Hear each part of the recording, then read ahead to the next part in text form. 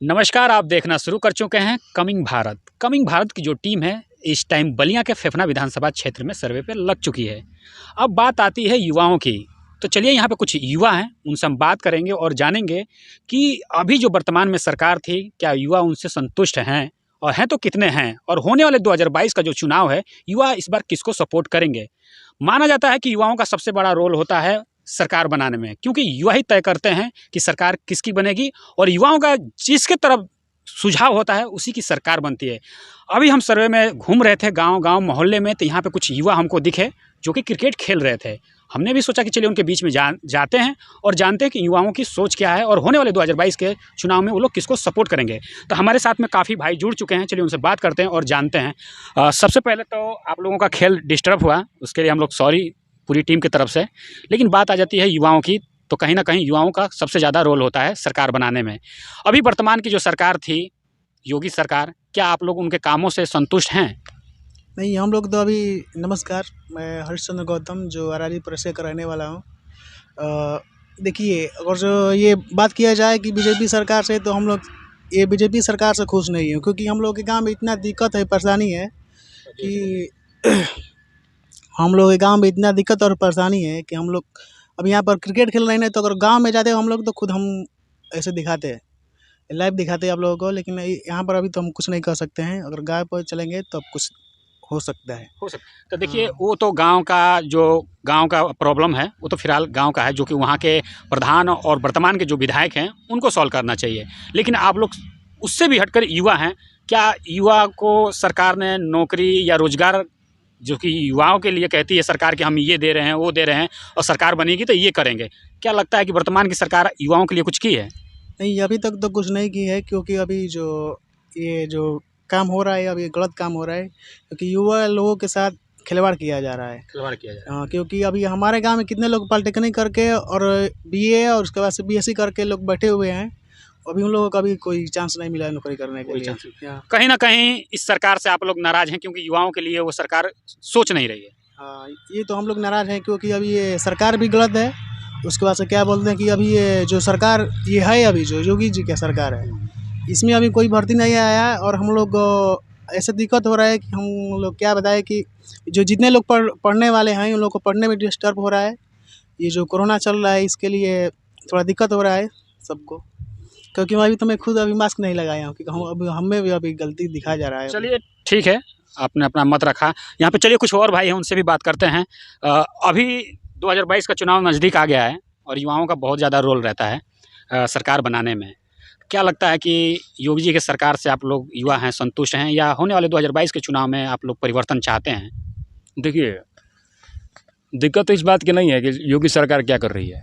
दिक्कत ये है कि एक युवावस्था कितने देर तक रहता है। युवावस्था ही सबसे एनर्जेटिक फेज़ कहा जाता है किसी युवा का, जिसमें वो नौकरी प्राप्त करता है या कोई भी चीज़ वो हासिल कर सकता है।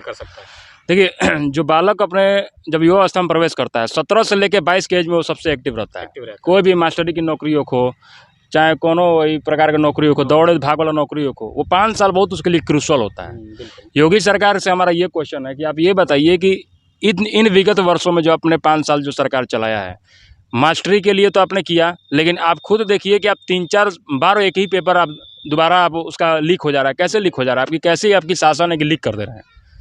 तो 2 साल 3 साल ये बहुत बड़ा मैटर करता है। कोई भी अपने फ्लो में रहता है तो 2-3 साल के बराबर ही रह पाता है। ठीक है। दूसरी चीज़, आप कभी कभी ऐसा लगता है कि ये बात सत्य है कि योगी जी एक गृहस्थ के बारे में नहीं जान पाएंगे कि उसको क्या क्या दिक्कतें हैं। वो योगी महाशय हैं, वो योगी वाले ही बात जानेंगे। उनको नहीं पता है कि दाल कितने की आती है, रोटी कैसे बनवाया जाता है, कैसे हमारे यहाँ गेहूँ एक किसान गरीब किसान उठाता है। आज देखिए डीएपी महंगा है, यूरिया महंगा है, हर चीज़ महंगाई बढ़ रही है, जो कि ज़मीनी स्तर पे। अब ये बताइए, जब आदमी की मूल स्रोत आय की नहीं बढ़ेगी तो खाएगा क्या? गरीबी बढ़ेगी, और गरीबी छोड़िए तो रोजगार आप क्या पैदा कर रहे हैं? आप केवल मास्टरी का एक बहुत बड़का हो गई, बाकी 60,000 70,000 वैकेंसी निकाल दिया था। अब ये भी तो देखिए कि 4 बार आप चुनाव करवा दिए उसका, 4 बार आप उसका वो क्या कहता है टेस्ट करवा दिए। हाँ, लेखपाली की भर्ती लीक हो जा रही है, पुलिस का मैटर लीक हो जा रहा है, ये कैसे हो पा रहा है? और भी आप जो ज़मीनी चीज़ों पे चलिए, तो जो ऊपर के जो आला अधिकारी हैं वहाँ घूस चल रहा है। योगी जी मानते हैं कि आप ऊपर के लेवल पर तो बहुत बढ़िया संभाल रहे हैं, लेकिन आपके विधायक लोग क्या कर रहे हैं? नीचे आके यहाँ पे फुट की राजनीति हो रही है, हर गांव बटा हुआ है, कभी ये नेता कभी फलां नेता। तो गांव को तोड़ने का काम इनके नेताजी लोग कर रहे हैं। तो जब नेताजी लोग सही रहेंगे तभी तो काम होगा। मानते हैं कि अब आप जैसे ये हरी जी बताएं कि इनके गांव में दिक्कत है, चमटोला में पूरा पानी भरा हुआ है, क्या वो सरकार की दिक्कत नहीं है? तो कौन सॉल्व करेगा उसको? सरकार ही तो सॉल्व करेगी। वो चाहते हैं कि हमारे यहाँ जी हुजूरी करने आए आदमी। तो देखिए, जब कॉन्स्टिट्यूशन ऑफ इंडिया लिखा जा रहा था, सबसे पहले लिखा गया कि हम भारत के नागरिक और ये संविधान हमारा है और संविधान हमारा सेवक है, हम भी संविधान के पूरक हैं। तो यहाँ पर जो हमारा सेवक है वही हमारा भक्षक हो चुका है। तो जो रक्षक ही भक्षक हो चुका है, तब सरकार इसमें सरकार की गलती है कि आदमी गलती है? पूर्णतः सरकार की गलती है। हम इसमें ये बायस नहीं कहूँगा कि बीजेपी सरकार बढ़िया है कि सपा सरकार बढ़िया है, दोनों ही अपना कार्यकाल में बढ़िया कर रही हैं। लेकिन आज के नज़रिए में देखने को मिल रहा है कि सपा बढ़िया करती थी क्योंकि वो लोगों को रोजगार दी, ये भी रोजगार दे रही है, लेकिन इसका परसेंटेज कम है, बहुत कम है।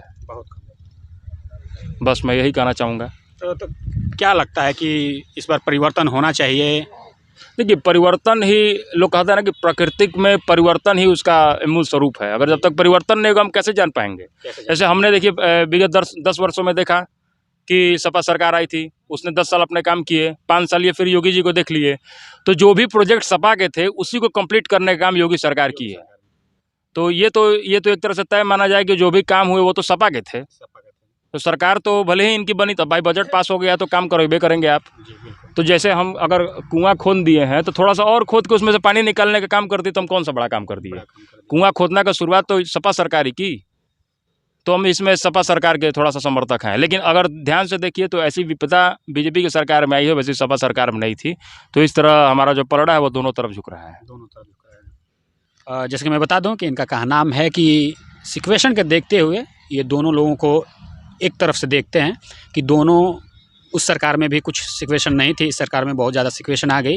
लेकिन युवाओं का ज़्यादातर अगर सुझाव देखा जाए तो सपा सरकार की ही तरह है, क्योंकि लोगों का ये भी कहनाम है कि युवा अगर कुर्सी पे बैठेगा, जैसे कि अखिलेश यादव जी, वो पढ़े लिखे हैं और उनका जो मास्टर प्लान होगा वो अच्छी तरीके से डेवलप होगा। खासतौर युवाओं का कहनाम ये है।